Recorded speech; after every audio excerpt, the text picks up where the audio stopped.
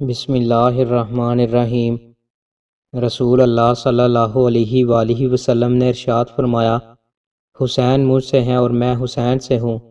جو شخص حسین سے محبت کرتا ہے تو اللہ تعالیٰ اس سے محبت کرتا ہے، اور حسین میری اولاد سے ہیں۔ رسول اللہ صلی اللہ علیہ وآلہ وسلم نے ارشاد فرمایا، حیا ایمان کا حصہ ہے اور ایمان جنت میں جانے کا باعث ہے، اور بے حیائی ظلم ہے اور ظلم جہنم میں جانے کا سبب ہے۔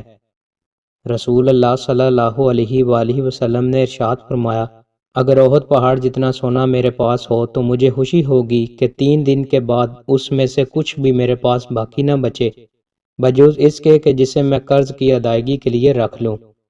رسول اللہ صلی اللہ علیہ وآلہ وسلم نے ارشاد فرمایا، قیامت کے دن ہر دھوکہ باز کے لیے اس کے دوبر کے پاس ایک جھنڈا نصب کیا جائے گا، اس سے اس کی پہچان ہوگی۔ رسول اللہ صلی اللہ علیہ وآلہ وسلم نے ارشاد فرمایا، سب سے بہترین ہجرت یہ ہے کہ تم ان چیزوں کو چھوڑ دو جو تمہارے رب کو ناپسند ہیں۔ رسول اللہ صلی اللہ علیہ وآلہ وسلم نے ارشاد فرمایا، اس ذات کی قسم جس کے ہاتھ میں میری جان ہے، کوئی بندہ اس وقت تک مومن نہیں ہو سکتا جب تک وہ اپنے بھائی کے لیے وہی چیز پسند نہ کرے جو وہ اپنے لیے پسند کرتا ہے۔